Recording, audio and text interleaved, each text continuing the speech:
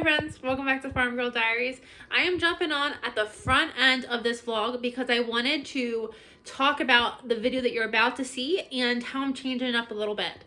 So the entire season wanted to do a video about the end of the season garden haul wrap up where I talked about all of the food that I was able to put in the freezer. I brought you guys along as I've been canning a lot of stuff, and I've taken you down in the pantry a couple times to show you everything I have down in the pantry. But I want to do one in the freezer. And then today I was thinking about the video that I filmed that you're about to watch, and I'm not a huge fan of it, but then I rewatched it and I do think there is good content in there. And it really shows all the different ways that you can both freeze your items and also like preserve them in the freezer in different ways. So I did like it, and I have the habit of if I film something once and I decide I want to film it again, I don't make it as good as the first one, so I thought it's just going to go downhill.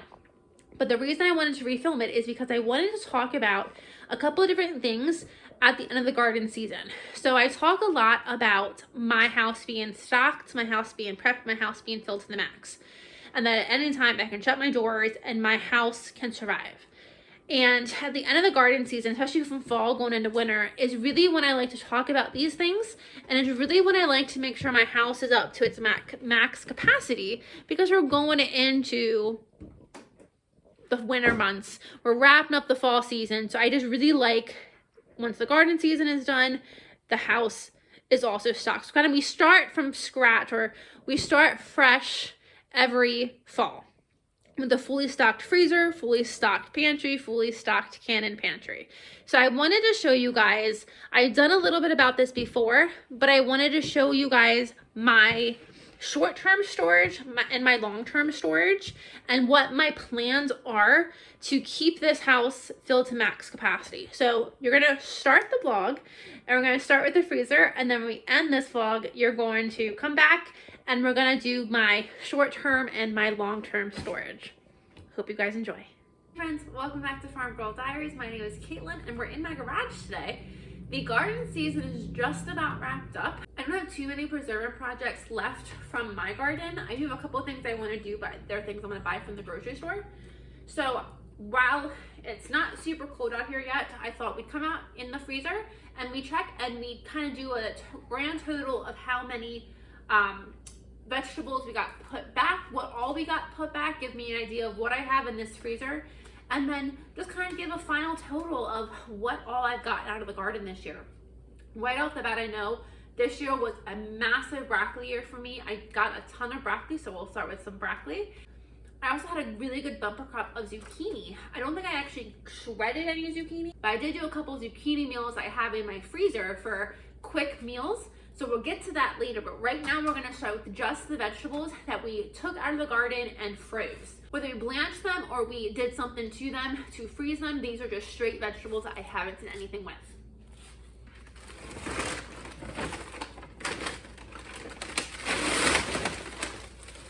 So the first thing we're gonna start with is my broccoli, and I wanna weigh this. So I did my broccoli in these little Ziploc bags. So I'm going to count how many bags I have, but I'm going to weigh this, and it might be different because it's frozen. I don't know if that I think that probably changes it, but we'll do frozen weight. 6.5 pounds of broccoli. I think I have some in here. I had 6.5 pounds of broccoli. 1, 2, 3, 4, 5, 6, 7, 8, 9, 10, 11, 12, 13.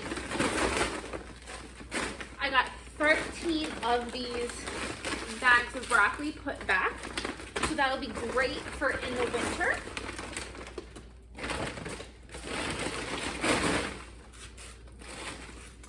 I didn't do this, but my mom did this for me. This is how we always do corn, and I was gonna do this and she just beat me to the punch.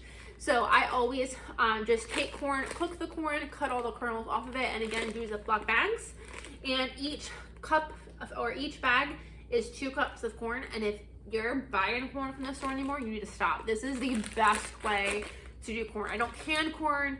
I don't buy canned corn. I think this corn is fantastic. So I have 9 bags of this. And to be honest, I wish I had more than 9, but I'll make 9 do. I also got strawberries put back, and then 4 bags of a strawberry shortcake mix. I'm really excited for this. So I don't have to buy strawberries from the store, but I can still have my strawberry shortcake. If you don't know, I am from Pennsylvania, so we live in Dutch country. So for me, strawberry shortcake is eaten over milk, and it's eaten as a meal. So for me, this is food security. This is a future meal. So these strawberries were not strawberries that I grew myself. These were strawberries I bought from a local farm, but I'm so happy to have them because I bought them for a lot cheaper than what they are right now. I have one lonely bag of onions. From my onions, I got 8 bags of onions from them. I have 1 left. So we are within the next couple of weeks going to be doing a big onion processing day. I'm going to have to purchase some. But I love having these onions frozen in the freezer because I don't have to slice these. If I'm cooking something up real quick, I just open this bag and throw it in. And it just makes cooking, having the prep work done so much easier. Next, we're going to talk about green beans. And this was a good green bean year, but I wasn't harvesting as much as I could have of my green beans, and I did eat more fresh, I think. But I do have a bag of green beans, and I like to store everything in bags. I think it just makes it easier to organize the freezer. So let's see how much this is. This weighs. My green beans weigh 3.8 pounds. Again, they're frozen, so I think that makes them a little heavier. But I like to freeze, when I freeze, I like to freeze in individual portions. So when I want these, I can just open this bag and dump the whole thing. I think for me, that just makes it easier. But I have 1, 2, 3, 4, 5, 6, 7 bags of green beans so far. And my green beans are still coming in. So I think I'm gonna get at least 1 or 2 more bags of green beans for the freezer. But this will be just another great vegetable we don't have to buy. I love it.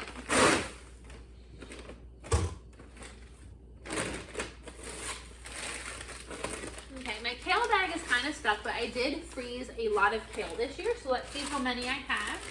1, 2, 3, 4, 5, 6, 7, 8, 9, 10, 11.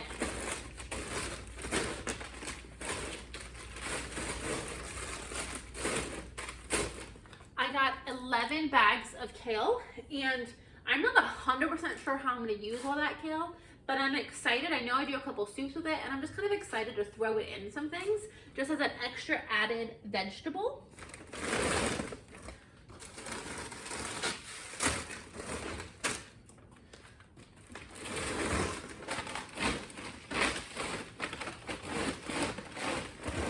Okay, that's the majority of the vegetables I have frozen so far, except for my peppers.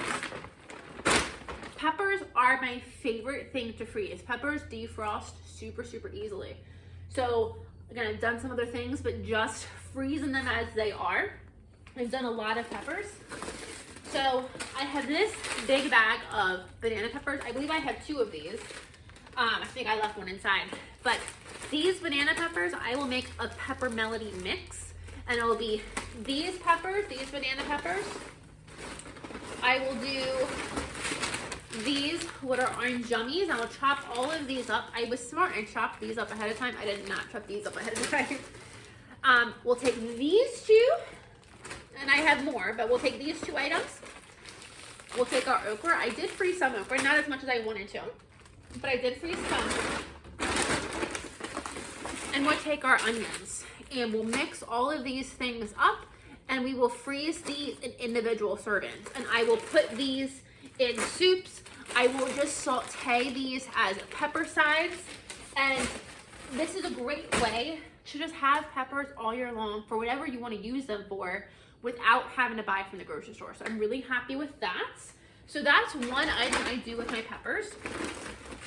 I also just take my bells, and again, I try to do it in individual servings. So these were 2 small bells that I chopped up, and again, when I want to use my bells, I can just open and dump this bag and add peppers to XYZ.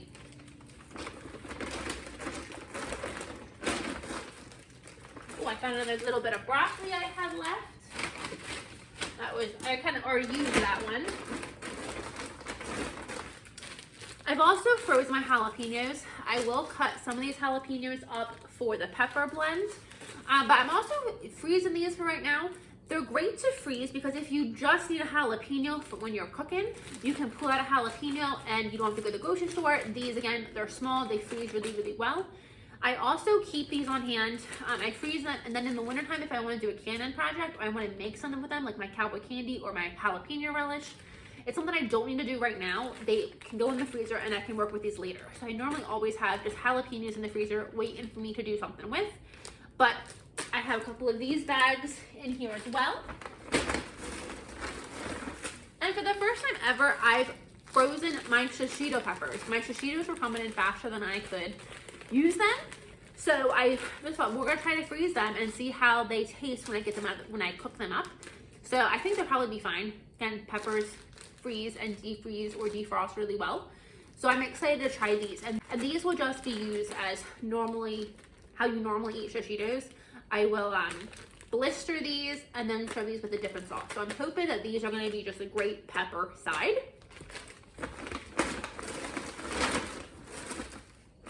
I also did, I don't know where these are, I need to find them. I did a couple of bags of my snap peas because we had such a great snap pea year. I've never frozen these before and had them be successful. This year I tried blanching them.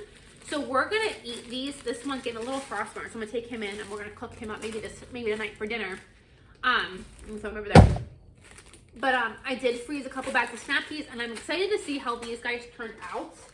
I don't know how they're gonna be. I froze snap peas before without blanching and they were inedible. So I'm hoping that this was a good experiment.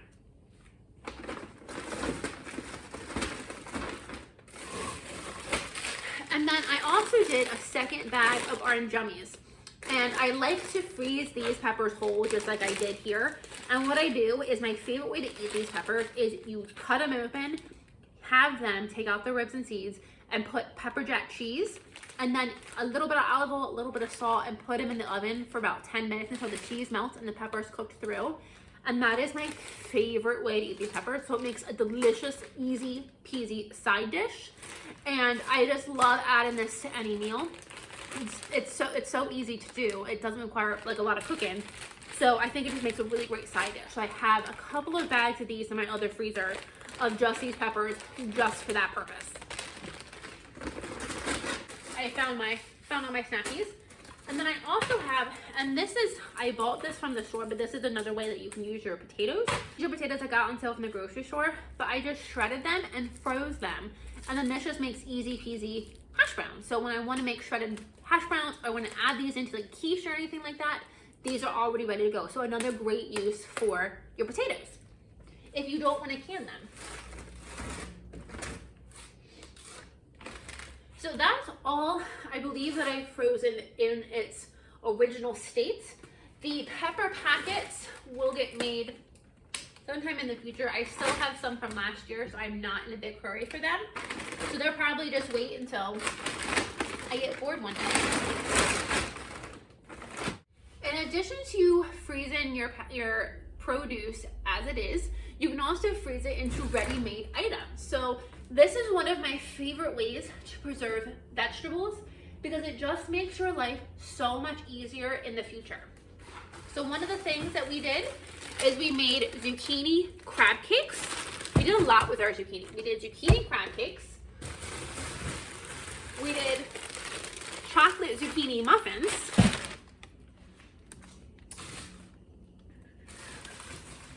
And we did just plain on zucchini cakes. So I have two meals. I have a mock crab cake and I have my zucchini cakes, which I love.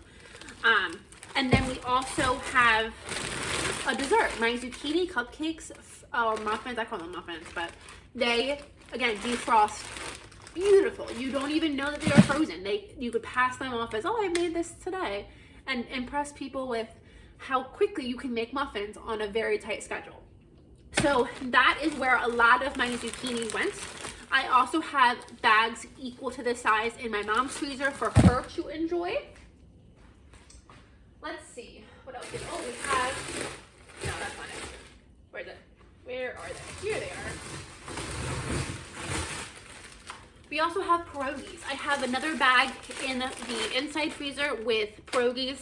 I didn't bring you guys along for this because I wasn't sure how they were going to turn out. But the next time I make pierogies, I will bring you guys along for it.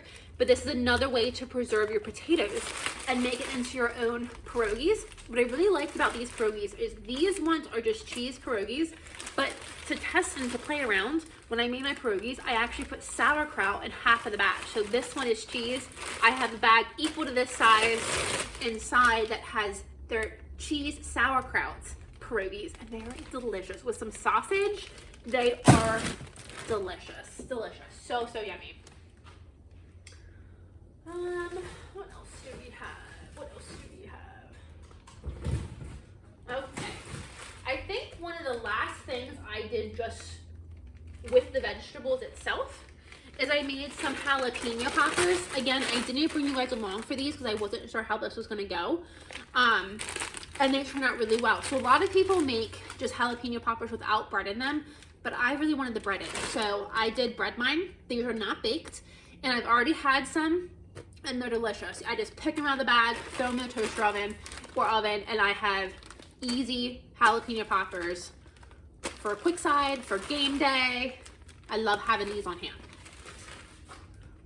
So I was thinking another thing you could do that I was gonna do today, I decided I don't think I need to, was green beans. You could also do the same thing, kind of fry up your green beans or bread your green beans, flash freeze them, put them in a Ziploc bag, and anytime you want to have fried green beans or fried okra, anything you want to fry with your vegetables, you could make it ahead of time, put it in a bag, and then you're ready to go when you want to enjoy them. So all those vegetables that you know you liked fried or you liked in a breaded and baked form, go ahead and make them up now. Eggplant is another great one to do. You can make them up now and freeze them. I don't know how eggplant would freeze, but I would try it. I would 100% try it. Bread it, don't bake it, don't fry it, just flash freeze it and then freeze it and see how they taste. These work really well.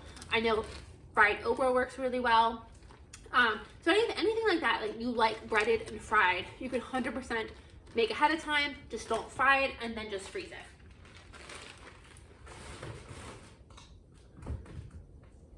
And then just the last thing I have is I do have some left over from last year, some breaded zucchini. This is some zucchini and white squash or yellow squash. And these are just in here for future meals whenever I need them. And I think that's about it. I have a lot more freezer meals in here, but these are the things that I've made with the produce coming from the garden to just find a new way, fun way to preserve it up so it's not going bad. And these are ready-made meals and snacks for the future.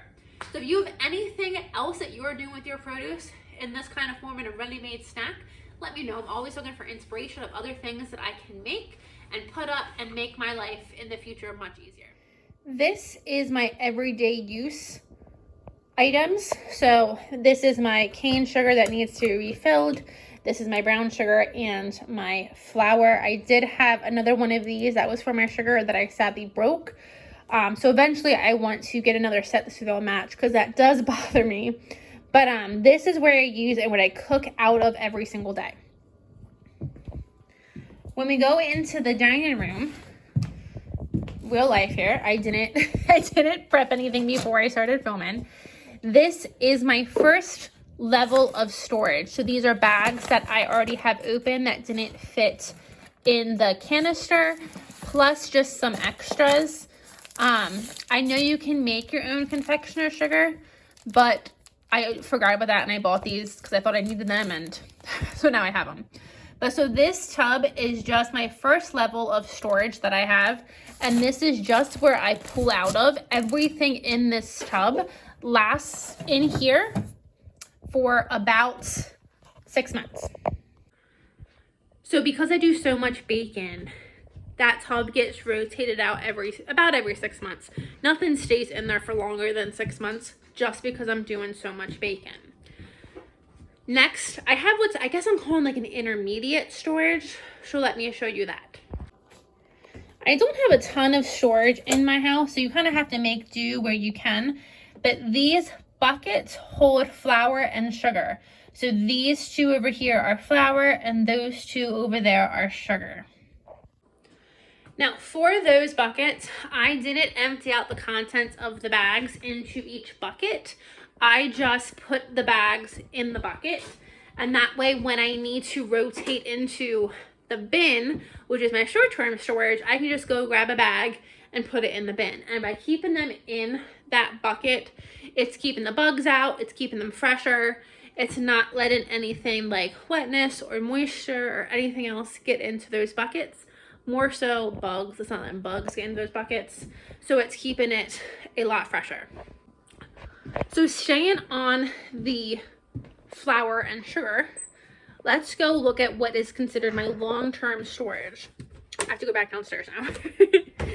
Long-term storage is something that I actually don't intend to pull from until we hit that expiration date. For me, currently I have these things set with a 5-year timeline on them, but it may be more than 5 years, I'm not sure. So I have these tins or these bins. I have these bins down here that have stuff on them that are my long-term storage. And you can see I have stuff on them because I don't intend to pull from these. I don't intend to use these for anything unless I have an emergency. So this is basically what I'm calling my emergency tote. I have mine and I have my girlfriend's. I think this is actually my girlfriend's and mine. And if anything ever happens, I'm like, I just gotta get to you, give you the tin so you and your family have the bin, because she doesn't have any storage at her house. But now that I'm thinking about it, she has like a family of like 7 now between her, her boyfriend, and their kids. So this bin might not be enough for her anymore. So Tony, if you're watching this, we might need to get you another bin. But we have everything in here from pasta to hot chocolates. And I do have flour and sugar in here as well. There is mixed, I've seen a lot of mixed feelings or mixed reviews about putting flour in Mylar bags. And I did it. So I'll let you know in 5 years when I open this how that flour is. But if you don't do flour, you could do wheat berries. A lot of people, instead of doing flour, they do wheat berries, and then you just need to have a mill so you can grind your own flour. But I have what I consider my long-term storage in these bins in the basement, and they're for emergency use only. Therefore, if something happens here that we need to really lock down the doors and we can't go out and we need to break into these, we can.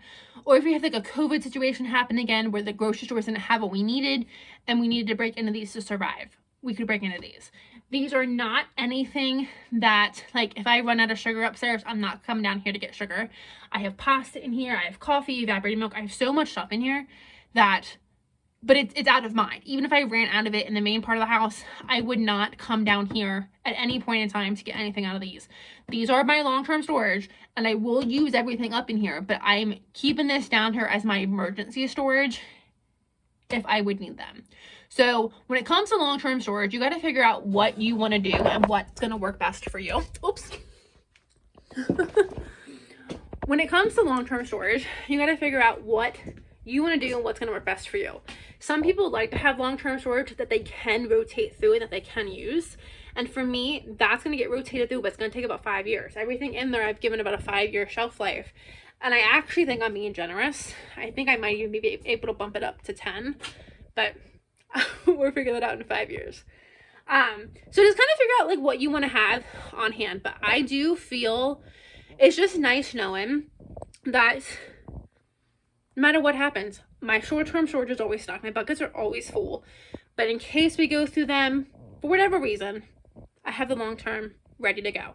And that is another thing that if I would need to leave this house for any reason, that's one of the things that I would grab. Is I would grab mine for me and my family. I would grab Tony's. And Tony and I already have like, we're going to meet halfway so I can give you your box and then we're going to go our separate ways. But that's definitely one of the most important things I would grab in case, for whatever reason, maybe like a storm, anything like that I would need to leave this house. I'm not going to go through this section again, but this is my pantry. This is all of the items that I have canned. It's beautiful. I love it. I just think all the different colors. looks so pretty. So I have this section over here. And then this is something that's going to be a winter project. I want to expand. This is my store-bought section over here. And I want to expand it because I do have a lot of plates. I have holiday plates. And I have bakeware and stuff that I really like that are in with the food that I don't like. So we're going to be doing some rearranging on this area in the fall. But down here I have my extra pasta, my chips. These and this section are things that I keep on hand 24/7 because I know I'd use them. I'm a pasta junkie. I need all the pasta. And it was actually funny. I ran out of bow tie and rotini pasta noodles. Couldn't find them anywhere. I really struggled, honestly, to find bow tie and rotini. And for some reason, I was talking to other people too, and nobody could find pasta this summer. I'm not sure what happened, but when I was able to find it, I definitely stocked up on it. And I'm going to make sure, like, I know how reliant I am on pasta, that I'm not going to let myself run low on that. Same with my tortini chips, or tortilla chips. Same with my tortilla chips. I use tortilla chips for chips and salsa, and for nachos are the main go-tos for that. So I always want to make sure I have these on hand, so I can use this and my salsas as a quick snack. I always have ketchups and olive oils. This here is where my vegetable oils normally goes, but I'm now switching to avocado oil, and that is a lot more expensive. And I just haven't hit that buy now button. But when I do, that goes here. And then I have just some of the condiments that I do buy from the store. Sriracha, Catalina dressing I make a pork dish with, and my mustard. So this area is also always stocked. And for me, like, I have sodas down here. I have evaporated milk, because I use a lot of evaporated milk. And I have tonic for my gin and tonics. This section is really curated based on what I go through and what I use. All of those things, really bad lighting right there. All of those things I use very much, very often. So I always want to make sure that I have all of that stuff on hand. Okay, so are you ready to go upstairs? Okay. Go upstairs, baby. So we're gonna go now, and we're gonna look at the other items that I keep stocked up and how I just kind of organize my pantry.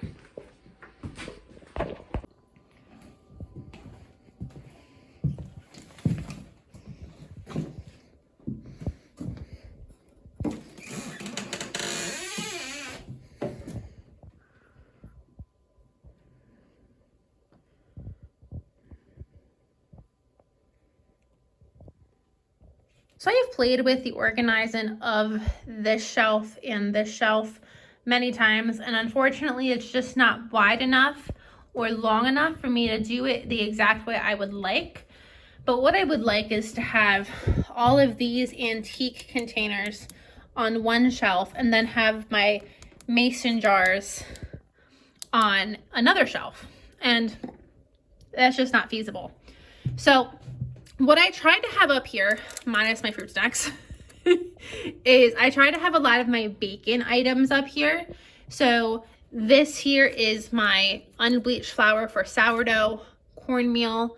These need to go in some jars, but I always have some mixes. These are cake mixes. This is a cornbread mix. This is a spice cake mix. Back here is my Bisquick. Back here I have some chocolate chips, and then some mini chocolate chips. This is breadcrumbs, panko, and then my fruit snacks. These are some ready-made dips that I like to have on hand. I know I like to make everything like from scratch, but I really like these because you can just take these and add cream cheese. You can just take these and add cream cheese and make a dip or a cheesecake. And I like to make a fruit dip out of them, and they're just great to have on hand. So one day when I get a freeze dryer, that might be something I can look into getting, because I think that's fun, or look into making, because I think that would be just a fun thing to have on hand. Then last thing up here is my fried onions. Down here is more of my cooking items, breadcrumbs, grits. This is clear gel. This is arrowroot powder back here. This is my whole wheat flour. So you see how it is kind of mixed up a little bit. Back there I have some beans, jasmine rice, cocoa powder, regular rice. And then down there we have sugar and pastas. And just kind of some overflow of some oatmeal, some rice, just some overflow areas. So with garden season wrapping up, I want to make sure that everything in there is topped off. And then I'm going to pull from downstairs in the basement and make sure this is all topped off, and then make sure the basement is topped off. So I like to make sure as we kind of close out the garden, which we're going to be doing this weekend, that I have everything buttoned up here and everything is hunky-dory. So that is how I keep my house stocked. And then I did show this before, but I'll show this one little area again as well. I have this little section, which is just some of my canned items that I buy. Tomato paste, which I'm not going to buy anymore because I can make that myself now, but my tahini, hoisin sauce, some curries, which again I don't have to buy because I make that myself now, capers, a jerk seasoning, so just kind of stuff like that that I don't make. Obviously there's not a lot, so I get a lot of pleasure out of the fact that this cabinet used to be that cabinet. That entire cabinet used to be filled with canned goods before I really got in homesteading and needed all those different flowers and all that fun stuff. So it really makes me feel good that I was able to lighten and kind of go down to just this cabinet. So I hope this was helpful for you guys. Thanks for joining me, and I'll see you guys on the next video.